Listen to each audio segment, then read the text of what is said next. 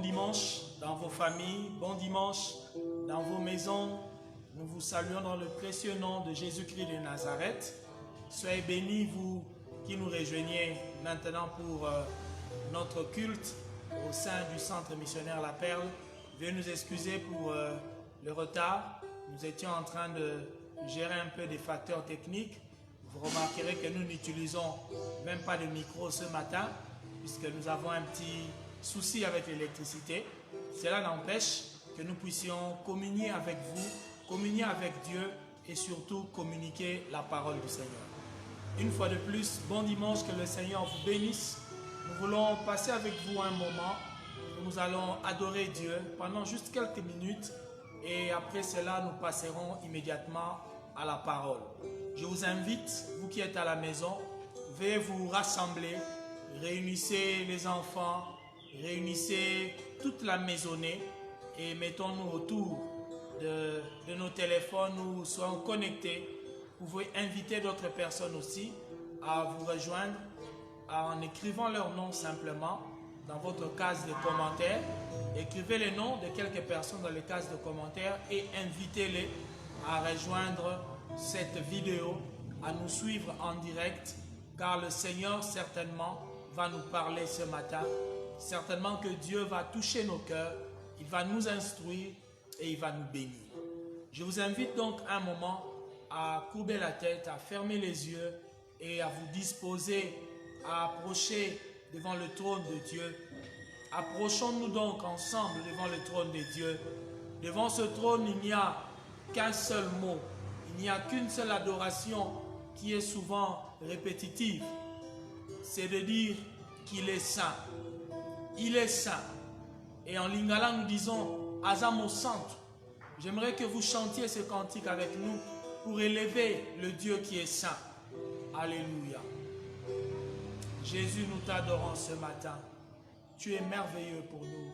Osamo Santué, Osamo Santué, Yosamo Santué, Yosamo Santué, Okokani na motote, Hey Yahweh, Obongana bonzambe, Hey Nayo. Chantons-le. Osamo Santué, Osamo Santué, Osamo Santué, Osamo Santué, Okokani na motote, Hey Yahweh, Obongana bonzambe, Hey Nayo. Osamo Santu, Osamo Santué, Osamo Santué, Osamo Santué, Aya, Osamo Santué, Okokani na motote, Hey Yahweh, Obongana bonzambe, Hey Nayo. Tu es saint, saint, saint. Tu es saint, saint, saint. Tu es saint, Seigneur. Tu es saint, saint, saint. Personne ne peut t'égaler. Et Yahvé, tu es digne d'être adoré. Et Seigneur, tu es saint, saint, saint. Tu es saint, saint, saint. Tu es saint, saint, saint. Tu es saint, saint, saint. Personne ne peut t'égaler. Oh Yahvé, tu es digne d'être adoré. Oh Yahvé. Yosamo Santué, Yosamo Santué, Yosamo Santué,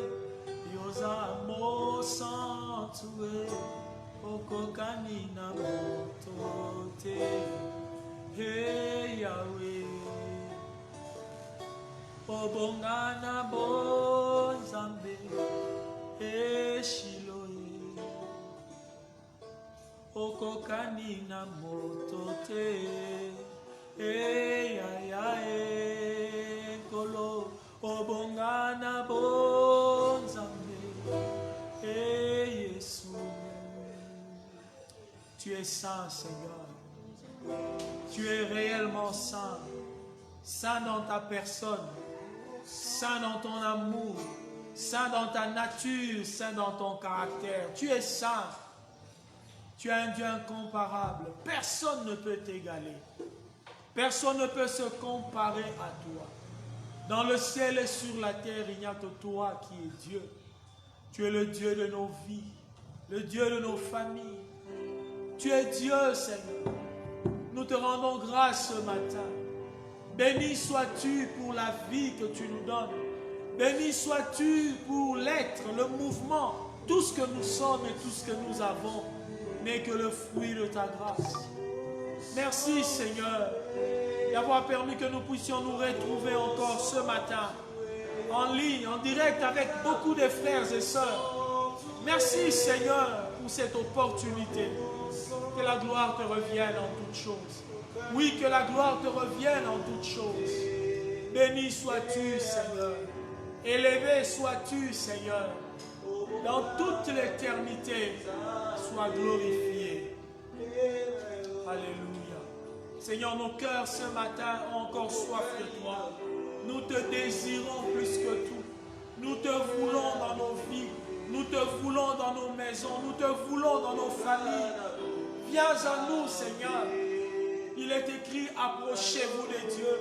Il s'approchera de vous. Seigneur, tandis que nous avançons devant ton trône, tandis que nous approchons nos esprits au-devant de ton trône de grâce, viens à nous, Seigneur. Nous voulons te rencontrer, Seigneur. Oui, nous voulons te rencontrer ce matin. Nous voulons être touchés par toi. Permets-nous, Seigneur, d'avancer dans tes parvis. Agrée-nous dans ta présence, Seigneur, tandis que nous nous offrons à toi. Tandis que nous nous présentons à toi, Seigneur. Alléluia. Oui, Seigneur, accepte-nous, oh Dieu. Accepte-nous, Seigneur. Agrée-nous, Seigneur. Attire-nous encore plus près de toi, Seigneur. Plus près de toi. Plus près de toi, nous voulons être, Seigneur. Te rencontrer. Oh, c'est tellement bien de te rencontrer. C'est tellement merveilleux de communier avec toi. Lorsque nos cœurs, Seigneur, communient avec ton cœur, nous nous sentons bien. Par ton esprit, tu remplis nos cœurs de ton amour. Cela nous permet de nous sentir aimés. Aimés par le Dieu de l'univers, par le grand Dieu, le Père Céleste. Nos cœurs, Seigneur, peuvent être écrasés sous le poids de ton amour. Un amour incomparable, un amour inégalable. Alléluia. Nous t'aimons, Seigneur. Oui, nous t'aimons parce que tu nous as aimés le premier. Nous t'aimons parce que tu nous as aimés le premier. L'amour que nous te témoignons, Seigneur, ce n'est que l'écho de ton amour qui frappe sur nos cœurs. Nous t'aimons, Seigneur. Attire-nous par ton amour. Enveloppe-nous de tes bras d'amour. Enveloppe-nous de ta gloire. Fais-nous entrer dans ta nuée, Seigneur. Fais-nous entrer dans ta Shekinah. Que ta Shekinah, oh Dieu, descende sur nous maintenant. Nous enveloppe maintenant. Nous voulons que l'environnement de tous les lieux où nous nous trouvons change maintenant. Que l'environnement de nos maisons change maintenant. Et que la nuée de Dieu, la fumée de ta gloire, remplisse maintenant nos cœurs, nos maisons. Dans le nom de Jésus, Seigneur, je t'invoque. Descends dans chaque maison. Descends dans chaque vie. Dans chaque temple humain dans lequel ce message va passer ce matin. Que la nuée de ta présence remplisse ce temple. Remplisse ce temple. Au nom de Jésus. Au nom de Jésus. Alléluia. Seigneur, nous t'invitons maintenant à nous parler, s'il te plaît. Oh Seigneur, nous avons tellement besoin de t'écouter. Ta voix, Seigneur, c'est la meilleure de toutes les voix que nous pouvons entendre. La voix du Seigneur, une voix si merveilleuse. Lorsqu'elle retentit dans nos cœurs, cela nous libère, cela nous guérit. Nous voulons entendre ta voix. Tu as dit, mes brebis entendent ma voix. Père, je prie qu'une brebis ce matin entende ta voix, toi, souverain berger. Pas la voix de Patrick qui est lui, mais ta voix à toi. Parle à chaque cœur. Adresse par le Saint-Esprit, parle-nous. Instruis-nous pour notre bien. Vérité, dans le merveilleux nom de Jésus. Nous avons ainsi prié. Ensemble, là où nous sommes, nous pouvons dire parole à toi, Seigneur Jésus. Que le Seigneur vous bénisse d'être encore à l'écoute de notre page Facebook, la page du Centre Missionnaire La Perle. Nous sommes à Kinshasa, République démocratique du Congo, et nous saluons tous les bien-aimés de par le monde, principalement les membres de l'Église Centre Missionnaire La Perle, tous les frères et sœurs, tous ceux qui nous suivent au loin, que le Seigneur vous bénisse richement. Ce dimanche matin, bien-aimés, nous voulons partager avec vous un message que le Seigneur nous a mis à cœur depuis hier. Et ce message, nous l'avons tiré dans la première épître de Pierre, au chapitre 4, le verset 7. 1 Pierre donc, chapitre 4, verset 7.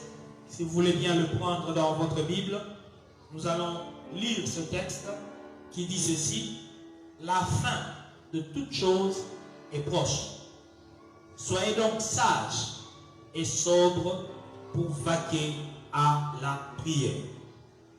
La fin de toute chose est proche. Voilà l'intitulé de mon message de ce matin. La fin de toute chose est proche. Bien-aimés, ce n'est pas pour être alarmiste que j'ai choisi cet intitulé, puisque beaucoup de gens pourraient nous prêter des intentions de terrorisme mental, si vous voulez, ou de terrorisme spirituel. J'ai entendu une fois un pasteur dire que les gens qui prêchent l'Apocalypse sont comme des terroristes. Eh bien, je me demande bien pourquoi Dieu a placé dans sa Bible, dans sa parole, un livre terroriste. Mais je ne crois pas que l'Apocalypse soit un livre terroriste, ou encore que ceux qui prêchent l'Apocalypse soient des terroristes. Plutôt, c'est un livre de révélation. Un livre qui nous révèle les choses à venir. Et aujourd'hui, bien-aimés dans le Seigneur, il est indéniable qu'à travers le monde entier, il y a des questionnements autour de la fin du monde. Il y a des gens qui commencent sérieusement à réfléchir autour de cette thématique de la fin du monde. Quand tout allait bien, quand la vie roulait tout à fait normalement, il y a des gens qui ne se préoccupaient vraiment pas de cette affaire concernant la fin du monde. Mais maintenant qu'il y a une pandémie qui touche la planète tout entière, au point qu'au jour d'aujourd'hui, il est attesté que plus de 50% de la population mondiale est confinée dans les maisons. Les gens ne circulent pratiquement pas. Il suffit de voir, même aux infos, lorsqu'on nous montre les images des grandes villes du monde. On nous montre la ville de Rome, on nous montre New York, on nous montre Tokyo au Japon, on nous montre même certaines villes africaines. Même aujourd'hui, en sortant de la maison pour venir ici à notre tabernacle, faire cette vidéo, c'est consternant. Vous remarquez que la route, les avenues ne sont pas comme elles sont d'habitude. Il y a rareté des gens sur les avenues. Eh bien, tout cela fait réfléchir les gens autour de cette thématique de la fin du monde. Voilà pourquoi je voudrais moi aussi aborder dans ce sens, peut-être pour fournir quelques explications, quelques éclaircissements concernant cette notion liée à la fin du monde. L'apôtre Pierre affirme dans ce texte, il dit la fin de toute chose est proche. Vous savez, lorsqu'on parle de la fin du monde, il est important de considérer trois choses. La première, c'est que tout ce qui a un commencement aura forcément une fin. Certaines personnes, malgré tout ce qu'ils voient dans le monde, ils n'acceptent pas qu'un jour ce monde prendra fin. J'ai entendu certaines personnes dire tout simplement que la fin du monde, eh bien, c'est lorsque tu meurs. C'est votre mort personnelle. Vous mourrez, c'est fini, c'est ça votre fin du monde. Mais les gens ne croient pas en soi qu'il y aura une fin du monde dans le sens de la fin de toute chose. Mais remarquez ici, Pierre est clair. Il dit la fin de toute chose. Pas votre fin personnelle, pas votre mort personnelle, mais la fin de toute chose. Cela veut dire que l'école prend fin, le travail prend fin, le mariage prend fin, les boutiques ferment, il n'y a plus rien. Il n'y a plus rien. Toute forme de vie cesse. L'existence même sur cette terre peut cesser. Oui, parce que tout ce qui a un commencement aura une fin. La Bible commence par dire au commencement, Dieu créa les cieux et la terre. Ce monde ici a eu un commencement. Eh bien, il aura une fin. Et la Bible nous confirme que la fin du monde aura bel et bien lieu. La Bible parle clairement de la fin du monde. Quand vous lisez par exemple Matthieu 28, 19 à 20, un texte qui est connu de beaucoup de chrétiens, là où le Seigneur Jésus dit « Allez, faites de toutes les nations des disciples », il dit au verset 20 « Et enseignez-leur à observer tout ce que je vous ai prescrit, et voici, je suis avec vous tous les jours jusqu'à la fin du monde. » Le Seigneur établit une fourchette. Il dit, je serai avec vous, je suis avec vous jusqu'à la fin du monde. Cela veut dire qu'il y a une fin du monde. Si la fin du monde n'avait pas lieu d'être, le Seigneur n'aurait jamais parlé comme cela. La fin du monde, c'est donc une réalité. La fin du monde aura bel et bien lieu. Alors certaines personnes pourront dire, pasteur, est-ce que c'est maintenant là, la fin du monde? Avec cette pandémie du coronavirus, peut-on dire que c'est la fin du monde qui est là? Tout va bientôt s'arrêter, la vie va cesser? Eh bien, je peux vous répondre dans la parole de Dieu.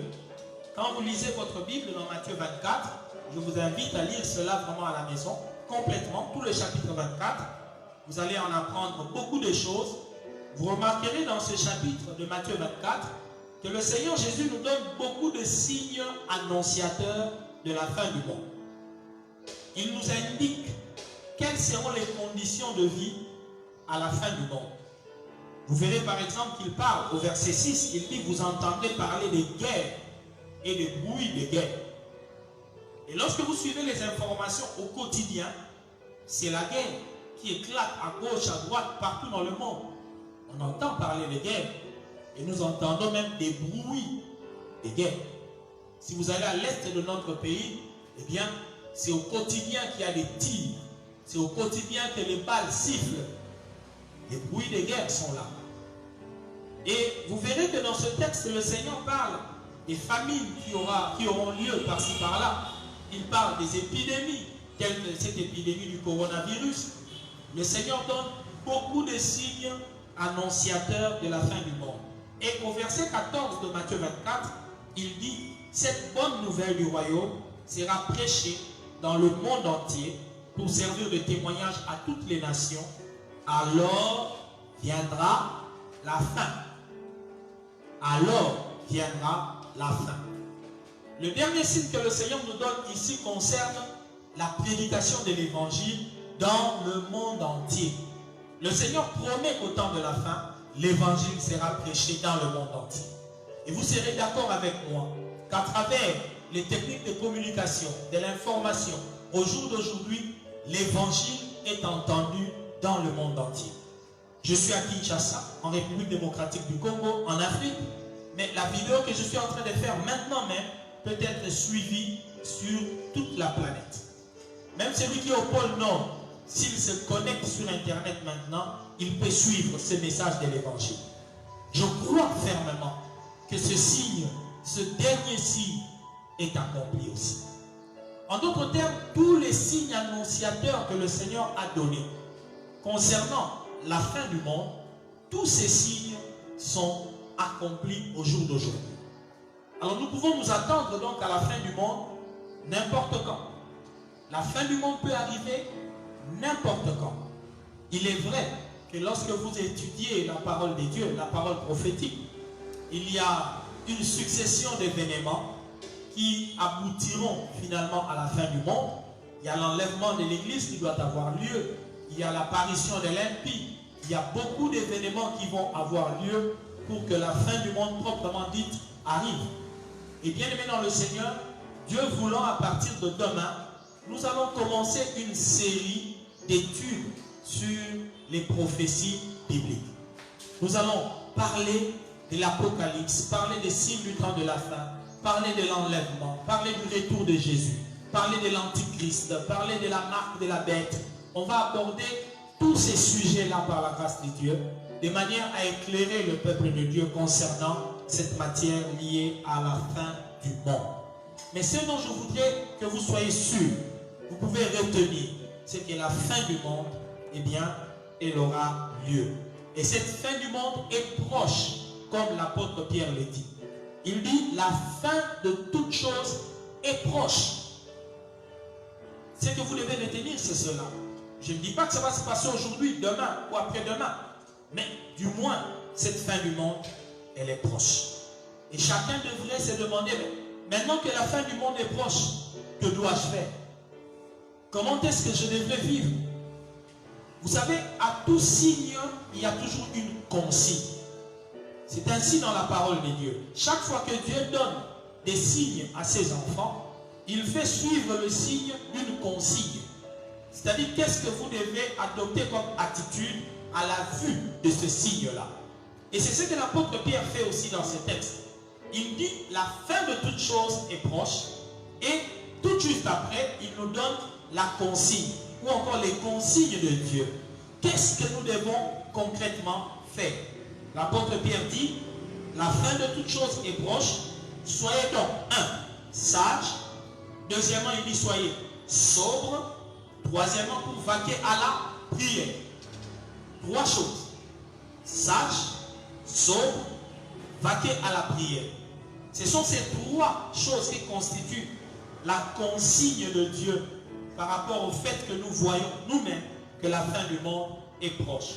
Et je voudrais que nous décortiquions un peu ces 3 consignes-là. L'apôtre nous appelle premièrement à la sagesse. Bien aimé, cette année 2020, dans notre assemblée, le Saint-Esprit nous avait mis à cœur de parler de la sagesse. Nous avons baptisé cette année l'année de la sagesse.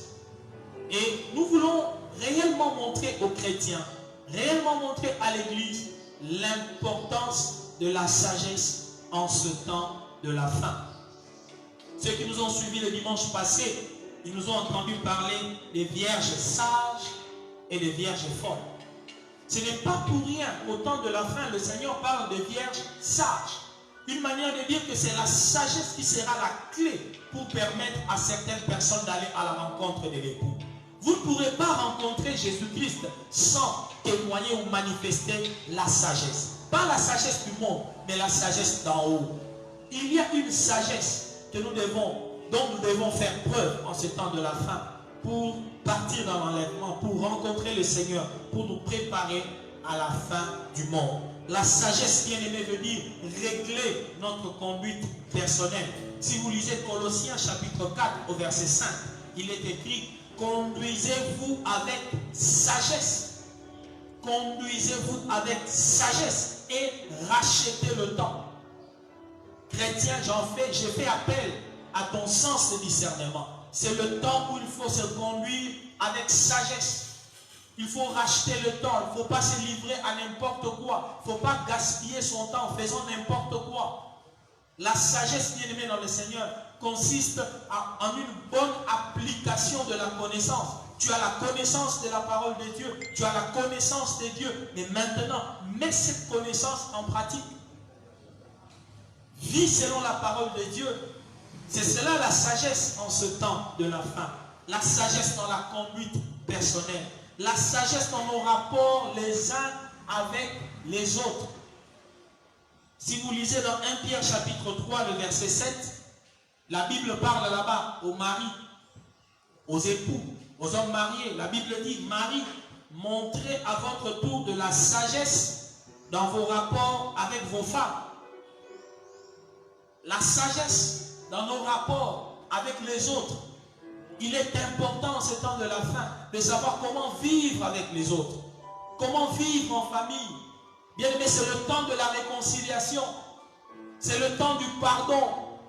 Ce n'est pas un temps où tu devrais garder des inimitiés avec les gens, avoir des problèmes avec les gens. C'est un temps où tu dois mettre en ordre tes rapports, tes relations avec les autres. C'est un temps où il faut vraiment manifester de la patience, de la compréhension, de la maîtrise de soi. Ne pêche pas par colère, ne pêche pas par rancune, par inimitié. Vis avec sagesse. Cherche comment éviter certains problèmes, à éviter certains conflits. Cherche la sagesse. La Bible dit que nous devons chercher à tout prix à vivre en paix avec tout le monde. Il est écrit, recherchez la paix avec tous et la sanctification, sans laquelle personne ne verra le Seigneur. Si tu n'es pas en paix avec les gens, il est difficile que tu vives une vie de sanctification. Donc, il est impossible que tu rencontres le Seigneur dans l'enlèvement. Recherche la paix avec les gens. Fais la paix. Faites la paix dans vos maisons. Papa et maman, faites la paix. Faites la paix, papa. Faites la paix, maman. Ça ne sert à rien de garder rancune. Nous sommes faillibles, nous sommes des hommes, des êtres humains. Ton mari t'a déçu, oui, mais fais la paix avec ton mari. Pardonne. Pourquoi veux-tu rater l'enlèvement simplement parce que tu gardes rancune contre ton enfant, contre ton mari, contre ta femme? Faites la paix avec tout le monde.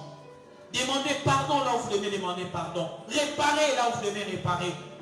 Réconciliez-vous. C'est la sagesse qu'il faut manifester en ce temps de la fin. Cela est très très important.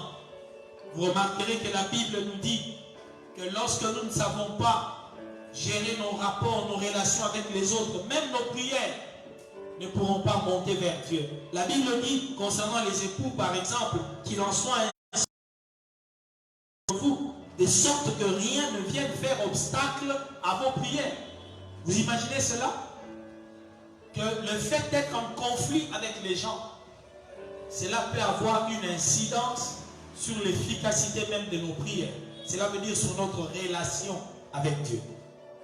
Notre relation avec les autres a toujours une incidence avec notre relation avec Dieu.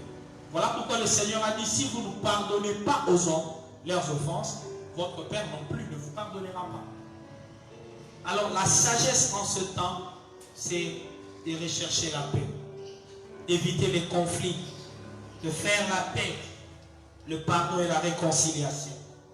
La sagesse en ce temps de la fin, bien-aimés, principalement pour nous qui sommes prédicateurs, serviteurs de Dieu, c'est aussi vérifier le fondement que l'on a posé dans son ministère, dans son église. L'apôtre Paul dit dans 1 Corinthiens 3:10 que selon la grâce de Dieu qui lui a été donnée, il a posé le fondement comme un sage architecte. Un sage architecte. Chrétien bien-aimé, homme de Dieu, prédicateur, j'en appelle à ta sagesse. Comment as-tu bâti ton église?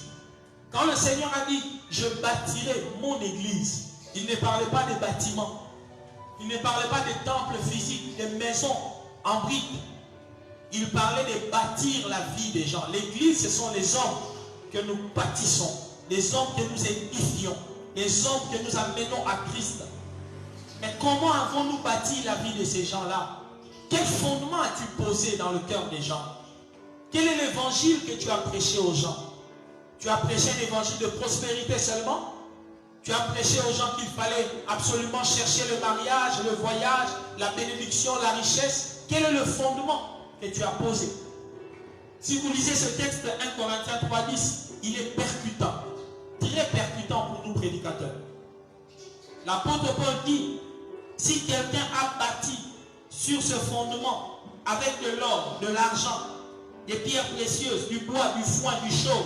L'œuvre de chacun sera manifestée. Le jour la fera connaître, car elle se révélera dans le feu. Le feu éprouvera ce qu'est l'œuvre de chacun. Si l'œuvre bâtie par quelqu'un sur le fondement subsiste, il recevra une récompense. Mais si l'œuvre de quelqu'un est consumée, il perdra sa récompense. Homme de Dieu, prédicateur, pasteur d'église, crois-moi, bien-aimé, c'est le moment de vérifier le fondement que nous avons posé dans nos églises, le fondement de ton ministère. Quelle est ta motivation? Qu'est-ce qui te motive dans ton ministère?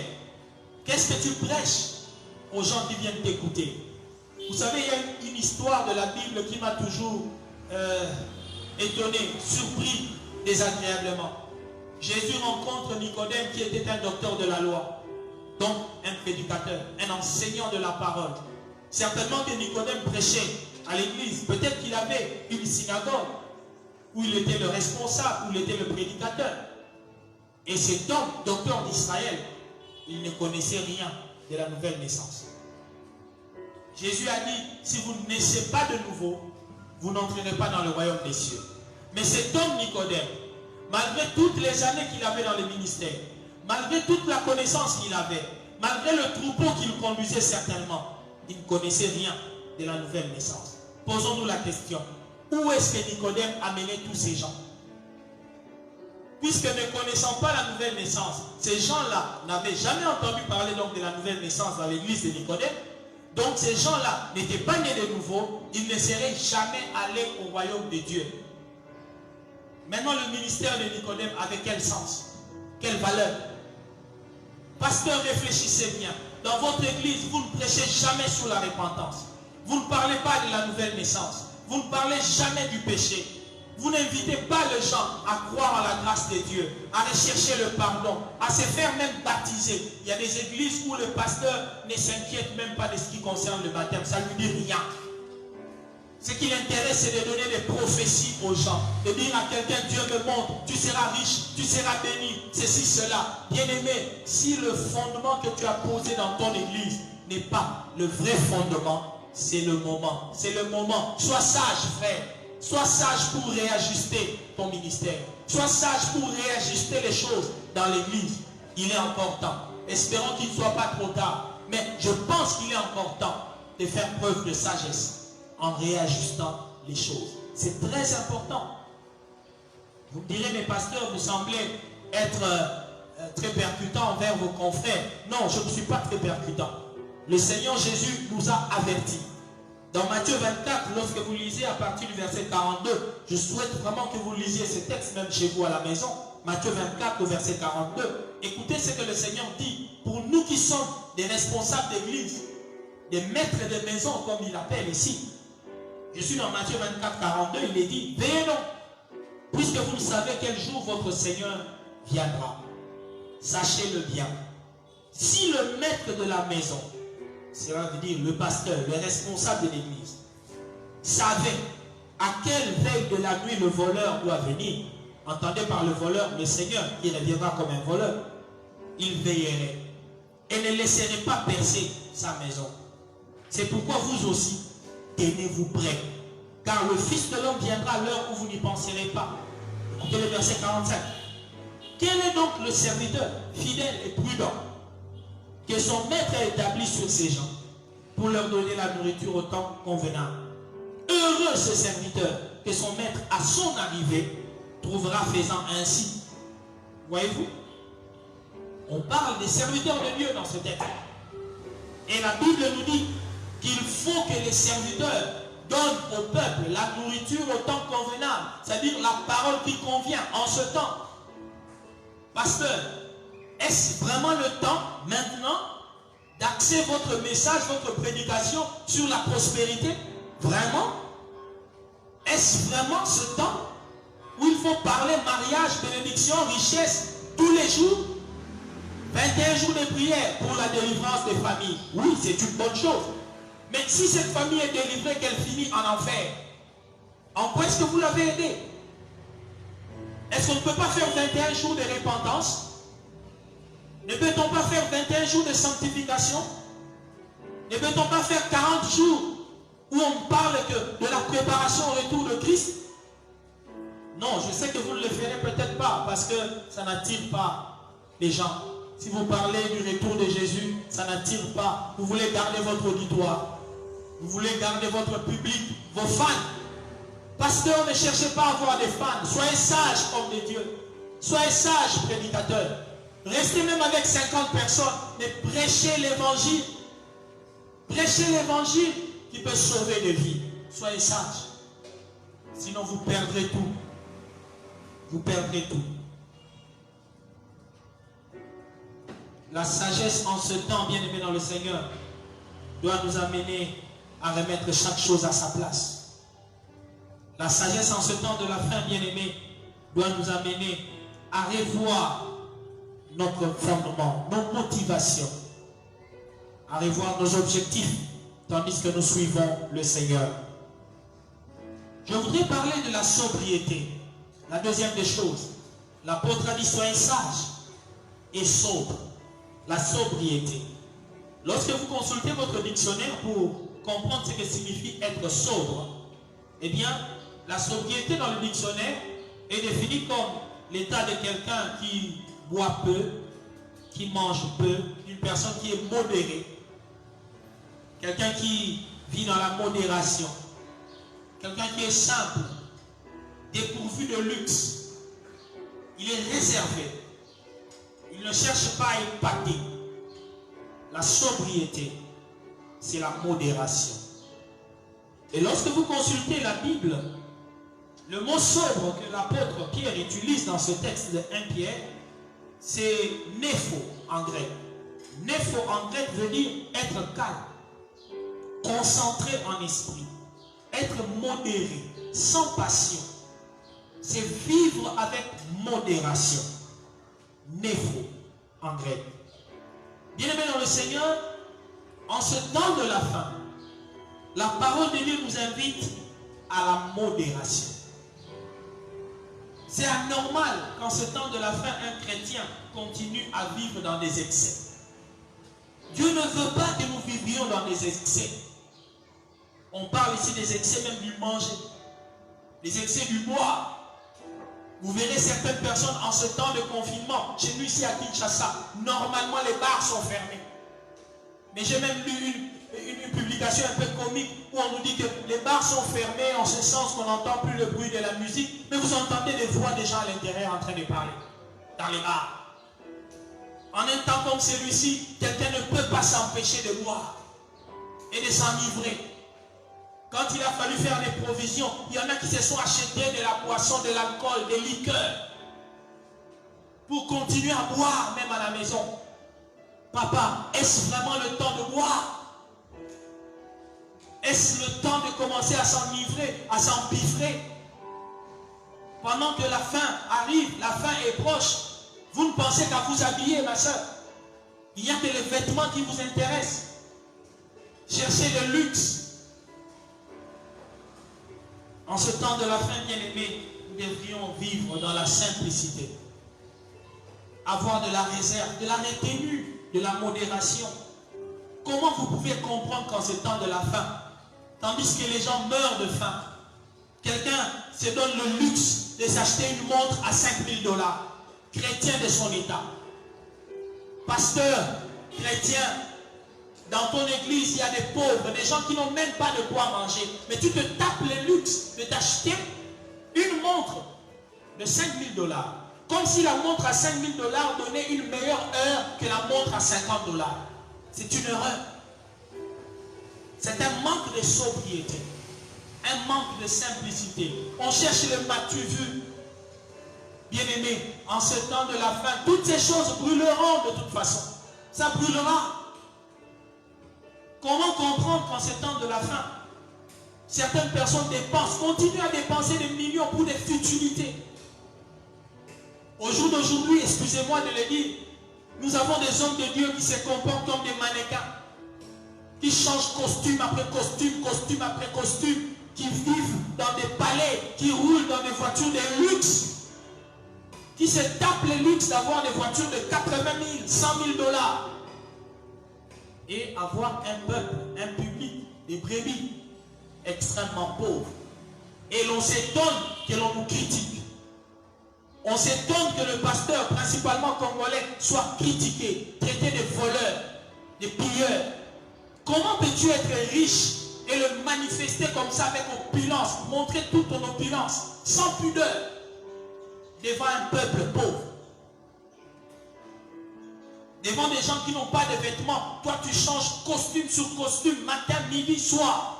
Tu concordes la veste avec la voiture. Veste bleue, voiture bleue. Veste rouge, voiture rouge. Et ton plus proche collaborateur, pasteur, il n'a même pas un vélo ni une moto. La parole de Dieu nous dit, celui qui a deux tuniques seulement, qu'il donne au moins une tunique à celui qui n'en a pas. Mais aujourd'hui, nous avons des pasteurs qui ont 10 parcelles. Et son pasteur adjoint est encore locataire dans une pick-up. Et l'on s'étonne qu'il y ait beaucoup de rébellions dans les églises. Comment ces jeunes gens ne vont pas se rébeller? Comment n'iront-ils pas chercher aussi à se bâtir sa petite histoire? Parce qu'il aura compris que le pasteur, il travaille pour son ventre. Il travaille pour son bien. Pourquoi je vais rester là comme responsable d'intercession, donnant des prophéties, pour que le pasteur ensuite récolte seul les dîmes et bouffe seul, s'empiffre seul? Il étale sa richesse en disant Dieu m'a béni. Sobriété, sobriété, homme de Dieu, sobriété. Même si le Seigneur te donne de la richesse, c'est bien d'avoir de la richesse, c'est bien d'avoir de beaux vêtements, c'est une très bonne chose. J'aime cela moi aussi. Mais n'étalons pas, n'exhibons pas cela. Ayons moins de la pudeur, soyons sobres, modérés. Un peu de modestie, s'il vous plaît. Un peu de modestie. En un temps comme celui-ci, nous devrions être simples. Je fais le constat que nous, les Africains, principalement les personnes de race noire, lorsque nous avons un peu d'argent, c'est une bague en or à gauche, un diamant à droite, un gros collier au cou, des chaînettes jusqu'aux pieds, le luxe. Et on étale cela. Tandis que certains riches de race blanche, eh bien, ils peuvent être milliardaires. Ils restent simples en apparence. Très simple. Sobriété. La modération. Il y a un homme de Dieu qui m'a marqué dans notre pays. C'est le pasteur Jacques-André Vernon, qui est dans la gloire au jour d'aujourd'hui. J'ai entendu une histoire le concernant. On lui a offert une belle voiture de luxe, un cadeau qu'on lui a donné. Et il n'a jamais voulu rouler dans cette belle voiture de luxe. Il s'est refusé de monter dans cette belle voiture de luxe. Il se disait non, je ne peux pas rouler dans une telle voiture de luxe. Ça risque de créer même un décalage entre moi et les gens que je dirige. Je voudrais être l'un d'entre eux. Déjà qu'il avait un problème de race, il était un blanc, il dirigeait une église à 90% des noirs. Il faisait de son mieux pour ne pas créer d'écart. Vous savez, bien aimé, notre Seigneur Jésus, il était le roi des rois quand il était ici sur la terre. Il était toujours le roi des rois. Il l'est toujours. Mais il a vécu dans la sobriété, dans la modestie, dans la simplicité. Au point que le jour où on est venu l'arrêter, il a fallu qu'on donne un signe pour le reconnaître. Vous imaginez? Donc, si on n'avait pas donné ce signe, si Judas n'avait pas donné une bise à Jésus, on aurait pu confondre Jésus avec l'un de ses apôtres. On aurait pu le confondre. Pourquoi? Il s'habillait comme eux. Il mangeait avec eux. Il dormait là où ils dormaient. Ils avaient le même type de vêtements. Ils étaient coiffés de la même manière. Mais s'il fallait qu'on arrête Jésus à notre époque et que Jésus était l'un des leaders de nos églises actuelles, les Romains n'auraient pas eu du mal à retrouver qui est le leader. Très facile. C'est celui qui aurait plus de bijoux sur son corps, c'est lui qui aurait la veste la plus chère, c'est lui qui viendrait dans la voiture la plus luxueuse, c'est lui le pasteur. Clair. Sobriété. Sobriété. Que le Seigneur nous aide en ce temps de la fin à ne pas donner aux choses du monde une valeur exagérée, à ne pas focaliser focaliser notre vie sur les choses du monde. Ma sœur, en ce temps de la fin, tu accumules chaussures sur chaussures sur chaussures. Tu as une centaine de paires de chaussures, au point que tu ne sais pas quoi porter. Il y a des chaussures dans ta chambre qui ont fait 3 ans, 4 ans. Ils n'ont jamais goûté à tes pieds. Et ces chaussures commencent à réclamer, à dire quand est-ce qu'on va me porter. Il y a des chaussures qui sont devenues des intercesseuses, qui prient. Seigneur, aide-la à me porter aujourd'hui. Des vêtements qui supplient dans la valise. Si seulement on pouvait me porter ne fût-ce qu'une fois. Et pendant ce temps, si l'on demandait à la même sœur de donner ne fût-ce qu'un peu d'argent pour qu'on puisse évangéliser, gagner les âmes, acheter un équipement à l'église pour le travail de Dieu. Là, on n'a pas d'argent pour ça. Mais on en a toujours pour des nouveaux vêtements, des nouvelles paires de chaussures. Bien aimé, toutes ces choses vont finalement brûler. Oui, c'est bien de les avoir, mais tu ne peux pas focaliser ton attention, toute ton attention sur ces choses. Ta vie spirituelle vaut plus que cela. Sobriété. Sobriété. L'apôtre Paul continuait à exhorter les chrétiens de son temps. Quand vous lisez dans 2 Timothée chapitre 4, au verset 1, l'apôtre Paul est en train de parler à son fils spirituel Timothée. Il dit à Timothée, mon fils, il viendra un temps où les hommes ne supporteront pas la saine doctrine. Ils auront la démangeaison d'entendre des choses agréables. Ils se donneront une foule de docteurs selon leurs propres désirs. Ils détourneront l'oreille de la vérité, se tourneront vers les fables. Mais toi, sois sobre en toutes choses. J'aime ça. Sois sobre en toutes choses. L'apôtre lui dit que les gens, ils seront tellement assoiffés d'entendre des choses agréables qu'on leur dit seulement des bonnes choses, que le prédicateur prêche des bonnes choses. Et là, tout le monde crie Amen, on fait monter les chaises au-dessus des têtes. Paul dit à Timothée, toi, Timothée, sois sobre. Autrement dit, reste équilibré dans ton message. Reste équilibré. Concentre-toi dans les choses de l'esprit. Ne perds pas l'objectif. N'entre pas dans cette vague où on ne prêche que des bonnes choses, des choses agréables. Supporte les souffrances. Fais l'œuvre d'un évangéliste. Remplis bien ton ministère. Même pour bien remplir le ministère, en ce temps de la fin, il faut supporter certaines souffrances à cause de la sobriété. Si homme de Dieu, jeune évangéliste, jeune prophète, tu veux à tout prix, en ce temps de la fin, toi aussi avoir une grande cathédrale, tu veux à tout prix être célèbre, tu cherches à tout prix la popularité. Bien aimé, peut-être que le champ que Dieu t'a donné, c'est limite à 3 avenues. 3 avenues. Sois sobre, sois modéré. Chaque chose a son temps. Ne cherche pas à t'égaler à ceux qui ont commencé le ministère il y a plus de 30 ans. Sois sobre, jeune frère. Sois sobre. Prêche la parole de Dieu. Accepte certaines souffrances. Accepte certains manquements. Sois sobre. Les personnes qui manquent de sobriété sont souvent la proie du diable. Les personnes qui cherchent à tout prix, Paul a dit, ceux qui veulent à tout prix s'enrichir, ils tombent dans les pièges. Dans beaucoup de désirs insensés et pernicieux qui amènent les gens dans la ruine et la perdition.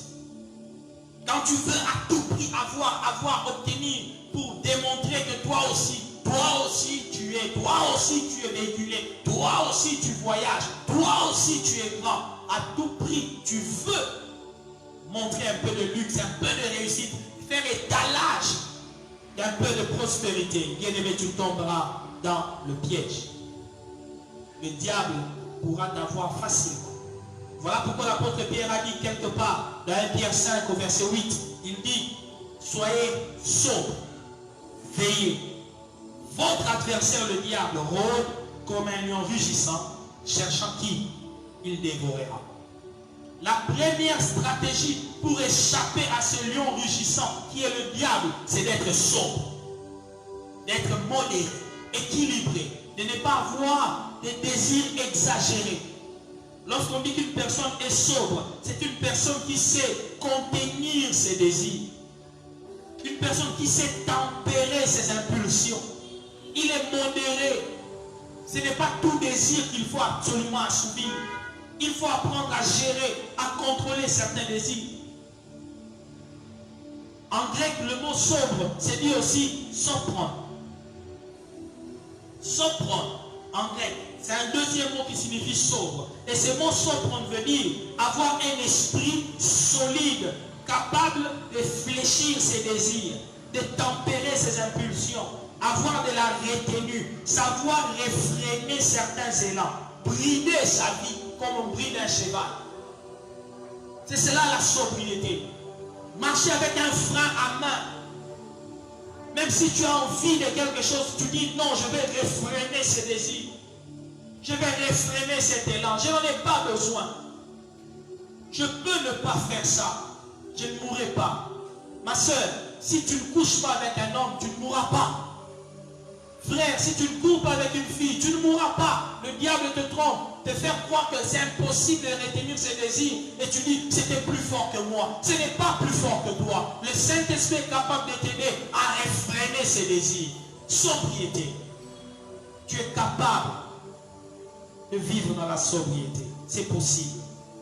Que le Seigneur nous aide à avoir un esprit solide. Solide. Vous savez, le mot là, sopron, qui veut dire sobre aussi en grec, vient de deux mots grecs. Le premier mot, c'est sozo. Sozo qui veut dire simplement être sauvé. Et du mot freine. Freine qui veut dire une partie du cœur qu'on appelle le diaphragme. Freine, c'est le diaphragme. Ça représente notre esprit. Ça représente le jugement intérieur des choses. Notre perception intérieure des choses.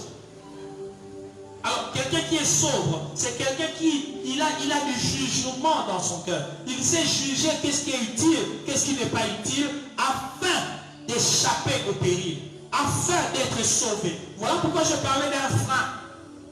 Tu juges des choses pour avoir un frein, de savoir que je ne peux pas laisser ces désirs s'accomplir, parce que cela pourrait m'amener à la destruction. Ça peut amener ma vie à la perdition. Sozo, sopron. Ça peut te sauver la vie, la sobriété. La sobriété, c'est très important pour nous épargner, nous garder de la perdition. Très important. La dernière des choses pour terminer, bien-aimés, l'apôtre a dit, soyez sages et sobres pour vaquer à la prière. La prière. La sagesse, la sobriété et la prière. Eu égard à tout ce qui se passe, à cette fin du monde qui est proche, il est plus que temps que nous puissions vaquer à la prière. Si vous lisez avec moi dans Luc chapitre 21, à partir du verset 34, c'est le dernier texte que je vous invite à lire. Il est très, très édifiant. Lisez-le avec moi. Luc 21, au verset 34, le Seigneur Jésus dit ceci. Prenez garde à vous-même, de crainte que vos cœurs ne s'apaisantissent. Voyez-vous, le cœur, l'intérieur, l'esprit, le frein dont je venais de parler. De crainte que vos cœurs ne s'apaisantissent par les excès du manger et du boire. Voyez-vous, sobriété. Le Seigneur dit que les excès du manger et du boire peuvent apaisantir, alourdir notre esprit. Voilà pourquoi il faut vivre dans la sobriété. Tous les excès, de se vêtir, de se coiffer, de s'acheter des vêtements de luxe, de faire ceci, bien aimé, tous ces excès-là alourdissent l'esprit de l'homme. Ça attache l'esprit de l'homme à la terre, à la vanité. De crainte que vos cœurs ne s'apaisantissent par les excès du manger et du boire et par les soucis de la vie. Les soucis de la vie, le souci d'être élégant, le souci d'être riche, le souci de réussir à tout prix, le souci de se marier, de voyager, les soucis de la vie. Ça peut alourdir votre cœur, votre esprit. Le Seigneur dit, prenez garde, prenez garde. Et que ce jour ne vienne sur vous à l'improviste, car il viendra comme un filet sur tous ceux qui habitent sur la face de toute la terre. Le filet, c'est l'enlèvement. Ce jour viendra comme un filet, on dit, sur tous ceux qui habitent sur la face de la terre. Quand vous voyez une pandémie qui touche tous ceux qui habitent sur la face de la terre, ça doit vous interpeller. Maintenant, il y aura de plus en plus des événements qui toucheront tous ceux qui habitent sur la surface de la terre. C'est un prélude de l'enlèvement qui touchera aussi tous ceux qui habitent sur la surface de la terre. Retenez bien cela. Le Seigneur dit au verset 36, veillez donc et priez en tout temps. Vous entendez? Veillez donc et priez en tout temps afin que vous ayez la force d'échapper à toutes ces choses qui arriveront et de paraître debout devant le Fils de l'homme. Priez en tout temps pour avoir la force d'échapper. Bien aimé, il y a des choses beaucoup plus graves qui vont arriver sur cette terre. Beaucoup plus graves. Le Covid-19, ce n'est rien. C'est l'école maternelle de toutes les mauvaises choses qui vont arriver sur la terre. Ça, ce n'est qu'un prélude. Ce n'est rien du tout. Il y a des plus grands malheurs qui vont s'abattre sur la terre. Je ne suis pas un prophète des malheurs, mais c'est ce que la parole de Dieu a prédit. Il y a des catastrophes qui vont arriver sur la terre. Par la grâce de Dieu, demain, nous allons commencer cette étude de l'Apocalypse, cette étude des signes du temps de la fin. Vous comprendrez mieux que le Covid-19, ce n'est encore rien. Ce n'est encore rien.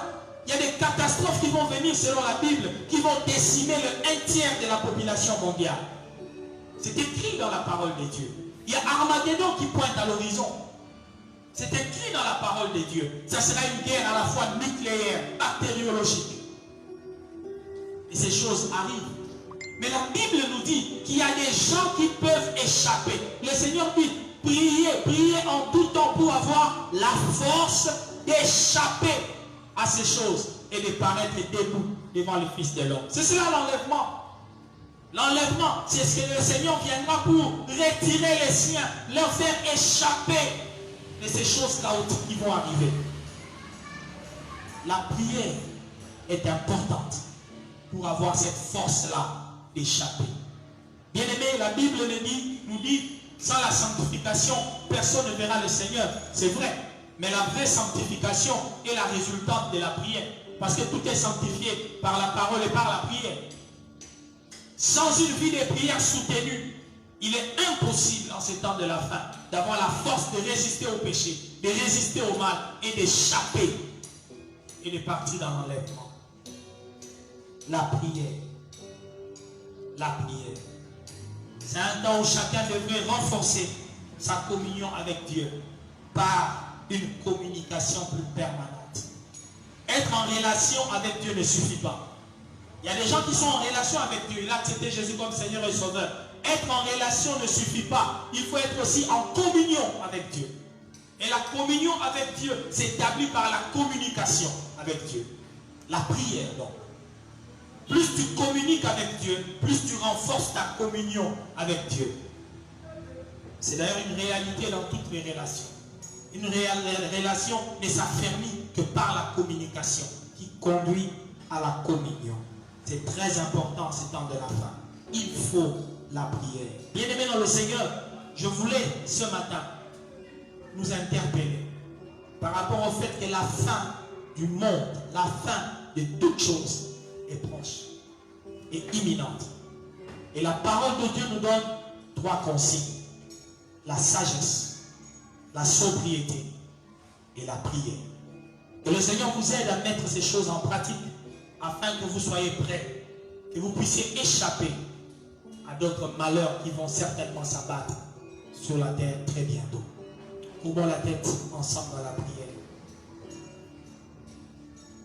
Seigneur Jésus, je prie pour toute personne qui a suivi ce message ou qui suivra ce message ultérieurement. Je demande ta grâce dans la vie de chacun. Seigneur, que cette parole prenne vie dans le cœur de quiconque l'a entendu. Il est écrit, la foi vient de ce qu'on entend. Et tu es celui qui suscite la foi et qui l'amène à la perfection. Suscite donc la foi dans le cœur de tous les auditeurs de ces messages. Tous ceux qui l'auront écouté, que la foi naisse dans leur cœur. Qu'ils croient en cette parole et la mettent en pratique. Aide-nous, Seigneur, à nous conduire comme il se doit en ce temps de la fin. à observer les consignes que ta parole nous donne par rapport à la fin de toute chose qui est imminente. Bénis chacun de nous dans sa maison, dans sa famille. Garde-nous, Seigneur, jusqu'à ton retour. Aide-nous à vivre dans la sainteté, à vivre dans la sobriété, à vivre avec sagesse. Protège nos maisons, protège nos familles contre cette pandémie du Covid-19. Tu as dit, aucun fléau n'approchera de ta tente. Que cette parole de l'Écriture soit l'héritage de quiconque suivra cette vidéo. Au nom de Jésus-Christ, que votre maison soit protégée par le sang de Jésus-Christ. Que votre vie soit couverte par le sang de Jésus-Christ. Que le grand aigle Jésus-Christ vous garde sous ses ailes. Au nom de Jésus-Christ de Nazareth. Soyez bénis. Que vos maisons vivent en paix. Et que le Seigneur pourvoie à tous vos besoins selon sa richesse. Au nom de Jésus-Christ de Nazareth, j'ai ainsi prié. Amen. Que Dieu vous bénisse là où vous êtes. Partout où vous nous avez suivis. Que le Seigneur vous bénisse richement. Vous pouvez voir encore cette vidéo sur notre espace YouTube, Perle TV. Vous pouvez retrouver cette vidéo, la télécharger, la partager. N'oubliez pas de vous abonner à notre chaîne YouTube, Perle TV, Perle en majuscule. Cela nous aidera à continuer à fonctionner, à avancer, à mettre encore plus de vidéos pour vous. Et nous vous invitons aussi à contribuer pour continuer à faire fonctionner l'Église et le ministère. Vous verrez dans l'intitulé de cette vidéo, on a placé un numéro où vous pouvez faire un transfert, transférer votre offrande, transférer votre dîme, transférer votre contribution pour continuer à soutenir le travail que nous faisons. Et vous pouvez nous joindre à ce même numéro-là qui est placé. Si vous voulez nous parler, avoir un conseil, appelez-nous sur ce numéro. Et le Seigneur ne manquera pas de vous bénir pour tous les efforts que vous ferez pour soutenir le ministère du Centre missionnaire La Perle. Que Dieu vous bénisse. Bon dimanche en famille et à très bientôt. Merci.